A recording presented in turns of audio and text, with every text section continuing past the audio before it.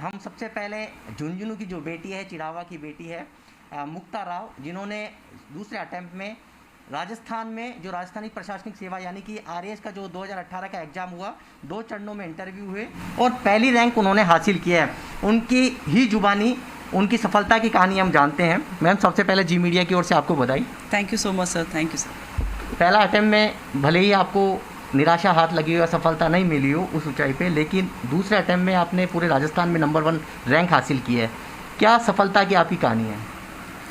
Sir, मैंने पहले प्रयास में मिली असफलता से सीखने का कोशिश की और मैंने उन सभी कमियों पे काम किया जिनकी वजह से मुझे सफलता हाथ नहीं लग पाई। दूसरा, मुझे लगता है कंसिस्टेंसी इज़ दी ओनली की टू सक्सेस। हर रोज़ पढ़ें, हर रोज़ अपने टारगेट, छोटे छोटे गोल जो आपने बनाए उनको कवर करेंगे तो सफलता बहुत दूर नहीं है। किन किन परेशानियों की दिक्कत आई? फैमिली को भी समय देना था, फिर पढ़ाई भी थी और आपने सोच लिया था कि यदि मन में ठान ली जाती है तो कहते हैं कि कितनी भी आपकी विकट राहें कितनी कठिन हो, लेकिन हम वो करके दिखाते हैं। सर, परेशानियां तो ज़्यादा नहीं आई, बस ये था कि 1996 में 10th किया था, तब ह्यूमैनिटीज़ छोड़ दिया था बिल्कुल। और उसके बाद में 2016 में दोबारा जब ह्यूमैनिटीज़ को पकड़ा तब लगा कि शायद ये दुनिया मेरे लिए नहीं है, पर मैंने फिर प्रण किया कि ऐसा कोई काम नहीं है जो इंसान कर नहीं सकता। तो बस ये सोचा कि कैसे मैं इस बड़े से पहाड़ को छोटे छोटे टुकड़ों में करके काट सकती हूँ। फिर मैंने टाइम बाउंड एक गोल बनाया और मैं उस गोल के साथ स्टिक रही। तो मुझे लगा कि परेशानियाँ ज़्यादा नहीं आती सर, अगर आप ठान लें तो, क्योंकि सॉल्यूशन सेंट्रिक अप्रोच रखनी चाहिए। सभी की ज़िंदगी में छोटी मोटी परेशानियाँ होती हैं। परिवार का सहयोग बहुत इंपॉर्टेंट था। बेटे ने मुझे ये कहा कि मैं होमवर्क खुद कर लूँगा, मैं आपको सारा सपोर्ट दूंगा। फैमिली में पेरेंट इन लॉज ने भी कहा कि तुम हमारे लिए बहू नहीं, हमारी बेटी हो, हम चाहते हैं कि तुम नाम रोशन करो, तुम जो करना चाहो करो, हम तुम्हारे साथ खड़े हैं, तुम्हें हर सहयोग देंगे। तो मुझे लगता है जब फैमिली का सपोर्ट हो, आपने ठान लिया हो, तो मुश्किल नहीं है। किस विचार से आपने इस आरएएस की डगर को पकड़ा? सर, समाज के लिए कुछ करने की इच्छा सभी के मन में होती है। जैसे हम हमेशा पढ़ते हैं कि इंसान की 5 बेसिक लॉज होती हैं, 5 बेसिक नीड्स होती हैं साइकोलॉजी। उसमें सबसे बड़ी जो नीड है वो सेल्फ एक्चुअलाइजेशन है। कमाने कुछ मतलब करियर शुरू करने कुछ सालों बाद में महसूस होता है कि धरती पे ऐसे आई और ऐसे चले जाएंगे, उससे अच्छा है कि कुछ करें और कुछ करें की भावना ने मुझे प्रेरित किया कि चलो समाज के लिए कुछ करते हैं। और आरएएस एक बहुत अच्छा माध्यम हो सकता है। यूपीएससी के लिए मैं ओवर एज हो गई थी, अदरवाइज़ मैं सर्टनली यूपीएससी का प्रयास भी करती। कितना पति का सहयोग मिला? प्रोफेसर हैं, क्या पढ़ाई में भी सहयोग मिला? सर, पढ़ाई के लिए तो मैं नहीं कहूँगी क्योंकि वो कंप्यूटर साइंस से हैं, पर हाँ, एक मोटिवेशन, कोऑपरेशन। और जब भी ऐसा होता था कि भर्ती कोर्ट में जाने के लिए फेमस है राजस्थान में, जब भी मोरल डाउन होता था तो ही वॉज ऑलवेज लाइक, तुम चिंता मत करो, तुम्हारा ज़रूर होगा, बस तुम अपना प्रयास जारी रखो। और किसी भी प्रकार की, चाहे मुझे रिसोर्सेज की ज़रूरत हो, चाहे मुझे गाइडेंस की ज़रूरत हो, उन्होंने हमेशा मेरे को ये कहा कि it is available, you go ahead, कभी मुड़ के नहीं देखना है, रिसोर्स क्रंच महसूस नहीं करना है। तो ऑफ कोर्स ये मेरी रीढ़ की हड्डी है इस मामले में। एक सवाल ये है मैम, आरएएस अधिकारियों का आपने भी देखा होगा और जिस तरीके से भी आरपीएससी के अंदर बड़ा एक घटनाक्रम हुआ, कितनी धड़कनें तेज़ थी कि इतना बड़ा प्रकरण कहीं इंटरव्यू निरस्त नहीं हो जाए। उस दिन इंटरव्यू भी चल रहे थे।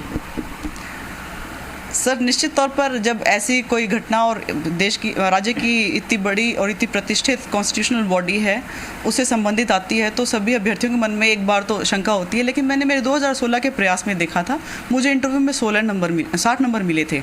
मैं बाहर निकली और मैंने सेल्फ इवैल्यूएशन किया। मुझे लगता था कि मैं 55 से 60 के बीच डिज़र्व करती हूँ, मुझे तो हायर साइड में मिला था। और जितने मेरे और साथ में सहपाठी थे उनसे भी मैंने पूछा तो उनका भी जो अनुमान था उनको वैसे ही मार्क्स मिले। मुझे लगता है ये एक अनुसंधान का विषय है, चीज़ें निकल के सामने आएंगी। पर मुझे आरपीएससी की ट्रांसपेरेंसी पे इस मामले में कोई डाउट नहीं है। उन्होंने बहुत सारे नवाचार किए हैं। आप अपनी बुक्स, नोटबुक्स को देख सकते हैं, आपको कितने सारे मार्क्स मिले हैं, पर क्वेश्चन कितने स्कोर मिला है। तो ट्रांसपेरेंसी के लेवल में आरपीएससी बहुत आगे बढ़ गई है। इनके पति भी हैं, हमारे साथ प्रोफेसर हैं।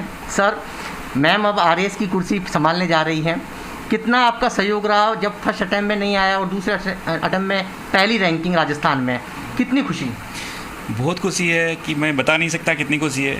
फर्स्ट टाइम 2010 में जब मेरा बेटा, मुझे इसने गॉड गिफ्ट दिया था, ओजस, राइट, वो अभी 10 ईयर्स का हो गया, उस टाइम इतनी खुशी थी। सेकंड टाइम मुझे अब खुशी मिली है। ये ठीक है, ये हमारा सपना था, मेरे पापा का सपना था। मेरे पापा बहुत टाइम से कह रहे थे कि इसको आरएएस बनाना है, कैसे बनाना है। तो कह नहीं सकता मैं, I can't express my words. उम्मीद थी कि पत्नी फर्स्ट रैंक पा पाएगी?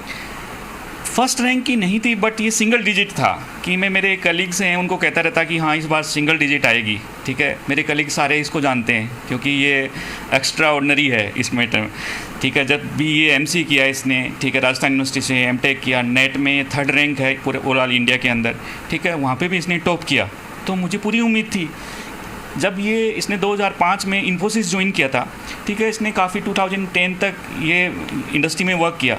फिर मुझे लगा ये अंडर यूटिलाइज है, ठीक है, कि इसका टैलेंट यहाँ नहीं, क्योंकि इसने जो स्किल्स हैं इसके अंदर वो क्यों ना एक सोसाइटी के लिए यूज़ करें। और आप देख रहे हो अभी कितना करप्शन वगैरह क्या चल रहा है सारी चीज़ें, तो क्यों ना आईटी स्किल्स को एक ग्राउंड लेवल तक इम्प्लीमेंट करके उस करप्शन को हटाया जाए और जो गवर्नमेंट की इतनी अच्छी अच्छी योजनाएँ हैं उनको ग्राउंड लेवल पर लाया जाए। तो मुझे पूरी उम्मीद है, आई प्राउड ऑफ हर कि ये करेगी, ये सारे काम करेगी। हम एक सवाल और जानना चाहेंगे, अब तो आपका सिलेक्शन भी हो गया है। बिल्कुल दीपक। एक कहा जाता है कि पॉलिटिकल दबाव बहुत ज़्यादा अफसरों पर आ जाता है जब वो कुर्सी संभाल लेते हैं, तो मैम क्या पॉलिटिकल दबाव या फिर आपकी पूरी जो ईमानदारी से काम करेंगे, या पॉलिटिकल दबाव अक्सर रहता है कि एसडीएम आरोप लगते रहते हैं कि जिसकी सत्ता होती है उसके अधीन वो? सर, हमें ये समझने की ज़रूरत है कि जो राजनीतिक प्रतिनिधि हैं उनको जनता ने चुना है, और वो कोई भी काम कहते हैं तो जनता का काम कहते हैं। और ये बात सच है कि कोई चीज़ नियमों के अंदर आती है और यदि वो इस बात के लिए कहते हैं तो नियमानुसार कार्यवाही करने में कोई प्रॉब्लम नहीं है। हम बेसिकली हम किसके लिए हैं? We are for the people. तो सर्टनली पॉलिटिकल प्रेशर्स आते हैं और हमें वर्कआउट करना होता है कि हम कैसे लोगों की ज़्यादा से ज़्यादा मदद कर पाएँ, क्योंकि वो भी जनता के लिए काम कर रहे हैं और जो ब्यूरोक्रेसी वो भी जनता के लिए। किसी ने सही कहा।